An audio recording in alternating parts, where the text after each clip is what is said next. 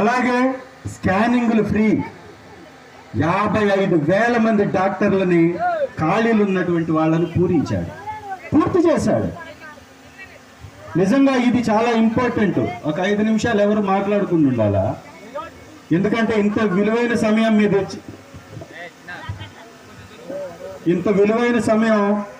మీరు ఇచ్చినప్పుడు అసలు దీనికి ఒక అర్థం ఉండాలి కదా. ఒక రోజు అంటే దాదాపుగా ఒక 1000 రూపాయలు సంపాదించుకునే అవకాశం, అలాగే పనులు చేసుకునే అవకాశం, ఇవన్నీ వదిలేసుకొని ఇక్కడికి ఎందుకు వచ్చామంటే జగనన్న మీద ఉన్నటువంటి అభిమానం. ఆ అభిమానం నిజంగా ఎందుకోసం వచ్చింది?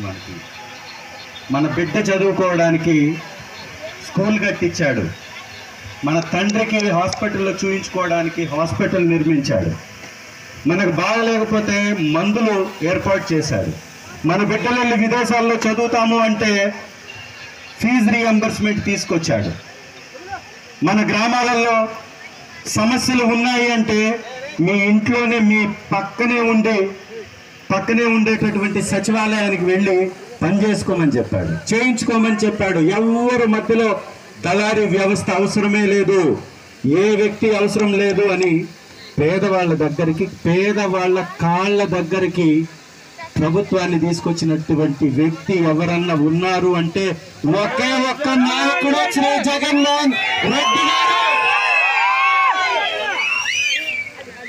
జగన్మోహన్ రెడ్డి గారంటే చాలా చీప్గా మాట్లాడేస్తూ ఉంటారు. ఎవరంటే పూజకి పనికిరాని పుష్పాలు ఉంటాయి కొన్ని తెలుగుదేశం పార్టీలో, అవి పూజకి పనికిరావని మనం కాదు చెప్పేది, చంద్రబాబే చెప్తుంటాడు. ఎందుకంటే 40 సంవత్సరాల నుంచి ఎమ్మెల్యేగా ఉన్న బుచ్చయ్య చౌదరి చంద్రబాబు కంటే సీనియర్, రామారావు గారితో పాటు రాజకీయం చేసినటువంటి వ్యక్తి. అయా నువ్వు పనికిరావు పూజకి, అక్కడ ఎమ్మెల్యేగా మాత్రమే ఉండు చాలు, నీకు అదే ఎక్కువ అని చెప్పాడు.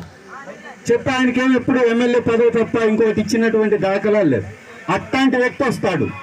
ఈసారి నేను జగన్మోహన్ రెడ్డి గారిని తిడితే నాకు మంత్రి పదవి వస్తుందేమోనని వచ్చి స్టేజ్ మీదకి వచ్చేసి నిన్నే నీ తల నరికితే తప్పేంటి అని మాట్లాడతాడు. ఎంత ఖండకావరం, ఎంత కొవ్వు! ఈ రాష్ట్రాన్ని సొత్తా జగన్మోహన్ రెడ్డి గారి వెంట ఇంతమంది సైనికులు ఒక్కసారి కన్నెర చేస్తే, ఒక్కసారి పిడికిలి బిగిస్తే ఏంటి మీ ప్రభుత్వం యొక్క పరిస్థితి? అంటే మా చేతిలో పోలీస్ వ్యవస్థ ఉంది, మా చేతిలో ప్రభుత్వం ఉంది, మేము ఏమైనా చేస్తామనేటటువంటి ఖండ కావరంతో మాట్లాడు. నువ్వు నిజంగా మంచి చేస్తుంటే చంద్రబాబు నాయుడు గారు ఈ వేదికగా నేను అడుగుతున్నా, నీ 40 సంవత్సరాల చరిత్రలో నీ పేరు చెప్తే వెన్నుపోటు తప్ప, మోసం తప్ప, దగా తప్ప, అన్యాయం తప్ప పేదవాళ్ళకి చేసినటువంటి మంచి ఏమన్నా ఉందా? మేలేమన్నా ఉందా? మంచి బ్యాగులు, మంచి యూనిఫామ్లు ఇస్తే వాటిని తీసేసి చినిగిపోయాయి తీసుకొచ్చి ఇస్తూ ఉన్నారు. నిజంగా ఎంత సిగ్గుచేటు కదా. చిన్నపిల్లలకు ఓట్లు ఉన్నాయా? వాళ్ళ దగ్గర కూడా రాజకీయం చేస్తారా? అంటే అంత దిగజారినటువంటి రాజకీయం చంద్రబాబు నాయుడు సొంతం. అందుకే చాలా టైం అయింది కాబట్టి ఎక్కువ సమయాన్ని తీసుకోకుండా ముగిస్తా. ఇదిగోండి, ఈసారి ఎలక్షన్స్ లో గెలవడానికి చంద్రబాబు నాయుడు ఇచ్చినటువంటి మోసపు మాటలతో కూడినటువంటి పుస్తకం, మోసపు మాటలతో కూడినటువంటి పుస్తకం ఇది. ఈ పుస్తకంలో ఏమిచ్చాడంటే ఆడ మనిషి, ఆడబిడ్డ, 18 సంవత్సరాలు దాటినటువంటి ఆడబిడ్డలకి, మహిళా మూర్తులకి, తల్లులకి అందరికీ 18,000 సంవత్సరానికి ఇస్తానన్నాడు. ఇక్కడ ఉన్నటువంటి ఏ ఒక్క తల్లి కన్నా వచ్చిందా? ఒక్క తల్లి కన్నా వచ్చిందా? అందరికి, మహిళా మూర్తులందరికీ ఉచితంగా బస్సు అన్నాడు, ఇచ్చాడా? ప్రతి ఒక్క బిడ్డకి 15,000 డబ్బు అన్నాడు, ఇచ్చాడా? అరాకొరాగా తెలుగుదేశం పార్టీ నాయకులకి వాళ్ళ కార్యకర్తలకి కొన్ని డబ్బులు ఇచ్చాడు. ఈ అమ్మఒడిని పేరు మార్చి తల్లికి వందనం. ఆ ఇచ్చినటువంటి దానిలో కూడా 1500 రూపాయలు 15,000 ఇవ్వాల్సిన చోట ఒక దగ్గర 6,000, ఒక దగ్గర 2,000, ఒక దగ్గర 4,000, ఒక దగ్గర 8,000. అంటే ఒక్కటి కూడా సక్రమంగా చెయ్యనటువంటి చంద్రబాబు నాయుడు గారిని ఒకవైపు నుంచి ప్రతిసారి గ్రామాలలో మోసం చేస్తూనే ఉంటే నమ్మే ప్రజలు కొంతమంది ఈ నమ్మకాన్ని మనం అబద్ధమని నిరూపించాలి. అబద్ధమని నిరూపించాలంటే దీనిలో ఇచ్చినటువంటి ఈ హామీలు ఏవైతే ఉన్నాయో ఈ హామీలు నెరవేర్చినటువంటి విషయాన్ని గ్రామాలలో కూడా తీసుకెళ్ళాలి. గ్రామాలలో కూడా తీసుకెళ్ళి గ్రామాలలో కూడా ఈ కార్యక్రమాలని మనం విస్తృతంగా ప్రచారం చేయాలి. చేస్తేనే చంద్రబాబు నాయుడు అంటే ఒక మోసం, చంద్రబాబు నాయుడు అంటే ఒక దగ, చంద్రబాబు నాయుడు ప్రభుత్వం అంటే ఒక అబద్ధం అనేటటువంటి విషయాన్ని జనాలకు తీసుకెళ్ళవచ్చు. అందుకే ఇక్కడికి వచ్చినటువంటి మండలంలో ఉన్నటువంటి ప్రతి నాయకుడికి కూడా నేను చెప్తున్నాను. ఈ మధ్య మనం కమిటీలు కూడా వేసాం. మండలానికి ఒక కమిటీ వేసాం, గ్రామానికి ఒక కమిటీ వేసాం. గ్రామ కమిటీ అధ్యక్షులుగా ఉన్నటువంటి వారు, యూత్ అధ్యక్షుడిగా ఉన్నటువంటి వారు, రైతు అధ్యక్షుడిగా ఉన్నటువంటి వాళ్ళు, మహిళా అధ్యక్షులుగా ఉన్నటువంటి వాళ్ళు, వీళ్ళందరికీ కొన్ని పేపర్లు ఇస్తాం, ఒక స్కానింగ్ కాపీ ఇస్తాం. ఈ కాపీలో చంద్రబాబు నాయుడు గారు ఏం చేశారంటే చూపించారు. చంద్రబాబు నాయుడు గారు ఏం చేశారంటే ఈ స్కాన్ దీన్ని కానీ మనం మన మొబైల్ ఫోన్లో కానీ స్కాన్ చేసుకుంటే చంద్రబాబు ఇచ్చినటువంటి హామీలు, దాంతోపాటు కొన్ని ఇళ్ళకైతే ఎలక్షన్స్ అప్పుడు కొన్ని ఇళ్ళకి ఫోన్ నంబర్ తీసుకొని వాళ్ళ ఇంటి దగ్గరికి ఆడపిల్లలో లేదా మగపిల్లలో వెళ్ళి ఫోన్ నంబర్లు తీసుకొని వాళ్ళ ఫోన్కి మిస్డ్ కాల్ ఇచ్చి, ఇదిగో మీకు మెసేజ్ వచ్చేసింది అంటే మీకు చంద్రబాబు నాయుడు రేపు రాబోయేటటువంటి జూన్ 24వ తారీఖు నుంచి, అంటే ఎలక్షన్స్ అయిపోయిన వెంటనే జూన్ 24 నుంచి ఇదిగో మీకు 5 లక్షల రూపాయల డబ్బులు మీ ఇంటికి వస్తున్నాయి, ఇదిగో చంద్రబాబు నాయుడు మీకు ఇచ్చాడు అని ఒక కార్డు చూపించాడు. ఒక మెసేజ్ వచ్చేసింది ఫోన్కి. పేదవాళ్ళు, ఆశగా ఉన్నటువంటి వాళ్ళు ఏమనుకుంటారు, జగన్మోహన్ రెడ్డి గారు దాదాపు 3-4 లక్షలు ఇచ్చాడు కదా, మరి చంద్రబాబు ఇంకొక 1 లక్ష కదా ఇస్తానంటుంది, మరి జగన్మోహన్ రెడ్డి గారు ఇచ్చినప్పుడు చంద్రబాబు కూడా ఇస్తాడేమో, అది కూడా నా చిట్ట చివరి అవకాశం అంటున్నాడు ముసలాయన, ఈసారి మోసం చేయకుండా ఇస్తారేమోనని కొంతమంది నమ్మేసేసి ఓట్లకి వేసేసారు. వాళ్ళకి ఎంత దగా చేశాడంటే బాండులు ఇచ్చాడు. ఇదిగో ఈ బాండు బాబు షూరిటీ, అది ఇప్పుడు తేలింది. బాబు షూరిటీ మీకు 6 లక్షలు, బాబు షూరిటీ మీకు 3 లక్షలు, బాబు షూరిటీ మీకు 15 లక్షలు, ఇలా చెప్పేశాడు. చెప్పేటప్పటికి టకా టకా ఆశపడ్డటువంటి పేదవాళ్ళు ఓట్లేసేశారు. ఇవాళ ఏమైంది, ఎవరిని కూడా పట్టించుకునేటటువంటి పాపాను పోలా. ఇంకా ఏమంటున్నాడు తెలుసా, పథకము అని కానీ ఎవరన్నా మాట్లాడితే మీ నాలుక మందం అంటున్నాడు. ఇవ్వలేదు అని మాట్లాడితే నాలుక కోస్తాననిపోయి సమస్య అవుతుందని తప్పించుకునే విధంగా మీ నాలుక మందము అని మాట్లాడేశాడు. అంటే చూడండి ఎంత అహంకారంతో కూడినటువంటి పరిస్థితి ఉందో ఒక్కసారి చూడండి. అంటే ఒక మనిషి, ఒక పెద్ద మనిషి, ఒక ముఖ్యమంత్రిగా ఉన్న మనిషి, అయ్యా నువ్వు ఇచ్చినటువంటి పథకాన్ని ఎప్పుడు అమలు పరుస్తావంటే నీ నాలుక మందం అంటాడా? ఉచిత బస్సు నువ్వు చెప్పినటువంటి పథకం కాదా? 15,000 నువ్వు చెప్పినటువంటి పథకం కాదా? రైతులకు భరోసా నువ్వు చెప్పినటువంటి పథకం కాదా? అన్నదాత సుఖీభావ అంటే ఏంటి? రైతు భరోసా. మరి ఇచ్చావా? రైతు భరోసా ఇచ్చాడా? ఇక్కడ ఉన్నటువంటి వారికి ఎవరికన్నా వచ్చిందా? ఏ రూపాయి రాలా. మనం జగన్మోహన్ రెడ్డి గారి సమయంలో విత్తనం దగ్గర నుంచి పంట కొనుగోలు దాకా ఆర్బీకే సెంటర్లు ఉంటే ఇవాళ ఆర్బీకే సెంటర్లు అన్నీ తీసేశారు. అంటే ఇంత మోసం చేస్తున్నటువంటి చంద్రబాబు నాయుడు యొక్క ఆ మోసపు ముసుగును తొలగించాల్సినటువంటి అవసరం ఉంది. అందుకే పేరు పేరున పథకం చెప్పి మన ఇక్కడ ఉన్నటువంటి నాయకులందరూ గ్రామాలలో ఇళ్ల దగ్గరికి వెళ్ళాలి. గ్రామాల్లో ఇళ్ల దగ్గరికి వెళ్ళి గ్రామాలలో ఉన్నటువంటి ఇంటిలో ఎంతమంది ఆడపిల్లలుంటే, ఎంతమంది మహిళా మూర్తులుంటే వాళ్ళందరూ పేర్లు రాసి, అమ్మా ఇదిగో నీకు దాదాపుగా 70,000 రావాలి, మీకు ఇయ్యలేదు చంద్రబాబు నాయుడు అని చెప్పాలి. మరీ ముఖ్యంగా నాయకులు వినాలి. మీరు ఒట్టిగా ఇట్లా పెట్టుకుంటున్నాం. మనం ఇక్కడ ఎంతమంది ఉన్నారు, దీనికి 4 అక్కడ ఉన్నారు. ఈ మీటింగ్ పెట్టుకోవడానికి కారణం ఏంటి? మళ్ళీ మనకు అధికారం రావాలంటే జగన్మోహన్ రెడ్డి గారు రావాలి.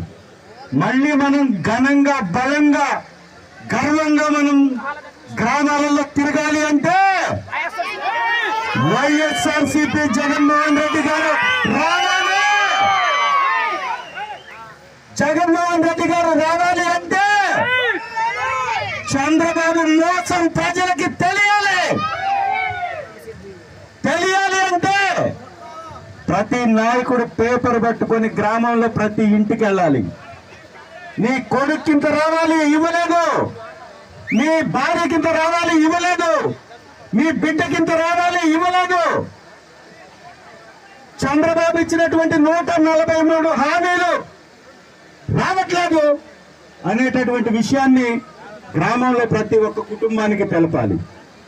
ఈ వేదికగా మీ అందరినీ కూడా ఆహ్వానిస్తున్నా. ఇంత కష్టపడి వచ్చినటువంటి మీరు, మీకున్నటువంటి ఆ అభిమానాన్ని గ్రామాలలో ఉన్నటువంటి పేదవాళ్ల పట్ల చంద్రబాబు నాయుడు చేసే మోసాన్ని గురించి చెప్పండి. చంద్రబాబు చేసే అవినీతి గురించి చెప్పండి. మనకి పథకం ఇవ్వడానికేమో డబ్బులు లేవు, ఈ రాష్ట్రాన్ని అమ్మేయాలంటాడు. చంద్రబాబు తిరగడానికి మాత్రం హెలికాప్టర్ కావాలి, ఉండడానికి మాత్రం కుప్పంలో ఒక ప్యాలెస్ కావాలి, హైదరాబాద్ లో ఒక ప్యాలెస్ కావాలి, అక్కడ అమరావతిలో ఒక ప్యాలెస్ కావాలి, ఇంకెక్కడుంటే అక్కడ ఇంకో ప్యాలెస్ కావాలి. మరి డబ్బు లేనటువంటి ఈ రాష్ట్రానికి హెలికాప్టర్ అవసరమా? పేదవాడికి 1 ఎకరం భూమి రిజిస్ట్రేషన్ చెయ్యా, ఆన్లైన్ లో ఎక్కించయ్యా అంటే కాళ్ళు అరిగిపోతున్నాయి. ఇక్కడ కూరగాయలు అమ్ముకునేటటువంటి లూలు మాల్ కి మాత్రం ₹50 ఒక స్క్వేర్ ఫుట్ చొప్పున, ₹50 ఒక స్క్వేర్ ఫుట్ వస్తుందా? అది విశాఖపట్నంలో 100 సంవత్సరాలు లీజుకి ఇచ్చేశాడు. 13 ఎకరాల 75 సెంట్లు. ఎంత అన్యాయం ఒకసారి చూడండి. పేదవాళ్ళకి పట్టా ఇవ్వడానికి చేతులు రావు. ఎస్సీలకి జగన్మోహన్ రెడ్డి గారు పట్టాలు ఇస్తే వాటిని క్యాన్సిల్ చేశాడు.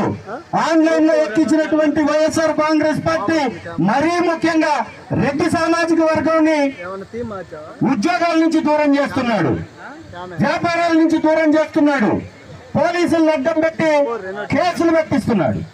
దాదాపుగా నేను నా దృష్టికి వచ్చినటువంటి కేసులు, ఒక రెడ్డి గారిని, ఒక ముఖ్యమైనటువంటి నాయకుడిని పోలీస్ స్టేషన్లోకి వెళితే పోలీస్ అధికారి వాళ్ళ మీద దూషించటం, వాళ్ళ మీద చేతులు ఎత్తడం ఉందా? గతంలో ఎప్పుడున్నా? ఏం రెడ్ల మీద ఎందుకు నీకంత పగ చంద్రబాబు నాయుడు అని నేను అడుగుతున్నా. ఇక్కడ ఉన్నటువంటి పోలీసు వారు కూడా తీరు మార్చుకోవాలి. లేకపోతే ఖచ్చితంగా మీరు విత్తే విత్తనం మొక్కవుతుంది, మానవుతుంది, దాన్ని మీరే కొయ్యాల్సి వస్తుంది. ఎన్ని కేసులు ఒకటా రెండా? కుప్పలు తప్పలుగా కేసులు పెడుతూ, భయపెడుతూ, మోసం చేస్తూ, ప్రతి ఒక్కరిని ఇబ్బంది పెడుతూ, ఎవరి భూమిలో వారు షెడ్ వేసుకున్నా గొడవ, వామేసుకున్నా గొడవ, పశువులను కట్టేసుకున్నా గొడవ, కంచేసుకున్నా గొడవ. ఎవడిచ్చాడా మీకు ఈ అధికారం? కాబట్టి ఇవన్నీ మారాలంటే జగన్మోహన్ రెడ్డి రావాలి తప్ప ఇంకొక కారణం లేనే లేదు. రెండోది, ఎస్టీలు కూడా చాలా మంది ఇక్కడ ఉన్నారు. ఎస్టీల్లో అద్భుతంగా నన్ను ఆహ్వానించి నాయకులు కూడా నాకు కట్టిన తలపాగా కట్టి నన్ను స్వాగతించినటువంటి ఎస్టీ నాయకులు, ఎస్టీ గ్రామ ప్రజలందరూ గమనించాలా. మీ హక్కుని ఇక్కడ కాల రాశారు. ఎర్రగొండపాలెంలో ఏఎంసీ పదవి మీకు వచ్చింది. ఏఎంసీ పదవిని లాగేశారు. మీకు వచ్చినటువంటి పదవిని, ఏఎంసీ పదవి, మార్కెట్ యార్డ్ చైర్మన్ పదవి వస్తే ఎస్టీలు పరిపాలనకి తగరు, పరిపాలన వారికి చేత కాదు అని చెప్పే విధంగా వాళ్ళకు వచ్చినటువంటి ఏఎంసీ పదవిని లాగేశారు. అదే జగన్మోహన్ రెడ్డి గారి హయాంలో ఎస్టీలందరూ ఆలోచించాలా. గిరిజన బిడ్డలకి గ్రామాలలో ఎలాంటి గౌరవం ఉండింది, ఎన్ని పదవులు వచ్చాయి, ఎన్ని పోస్టులు వచ్చాయి. నేనే ఆర్ఓఎఫ్ పట్టాలు, నేనే రిజర్వ్ ఫారెస్ట్ లో ఉన్నటువంటి ప్లేస్ లో పట్టాలు ఇప్పించాను నేనే. ఇవాళ ఒక పట్టా వచ్చిందా? ఒక్క ఇల్లు వచ్చిందా? జగన్మోహన్ రెడ్డి గారు 25 లక్షల ఇల్లు ఇస్తే ఈ మహానుభావుడు 25 ఇల్లు కూడా కట్టించాల. ₹10 డబ్బులు ఇవ్వాలా, అర పైసా పని చేయాల చంద్రబాబు నాయుడు గారు. రెండవది బీసీల్ని. ఇవాళ ఎన్నో సంవత్సరాల తర్వాత ఒక బీసీ నాయకుడిని మండల అధ్యక్షుడిగా వైఎస్ఆర్ కాంగ్రెస్ పార్టీ నియమించింది.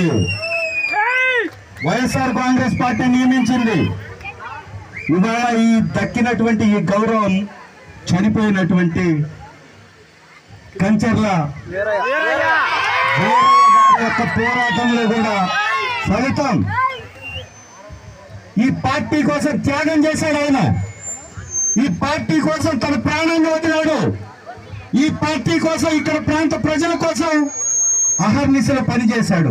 కాబట్టి యాదవ సోదరులు కూడా ఆలోచించాలా.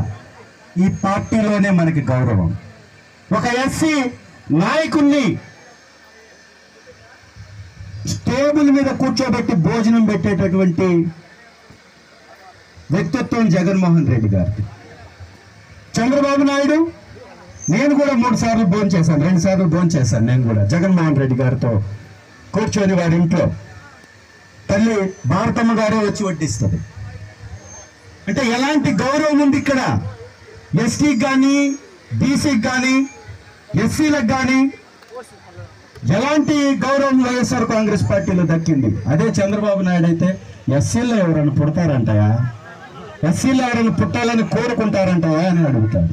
అంటే ఎంత దిగజారిన మాటలు, ఎంత లెక్కలేని తనం.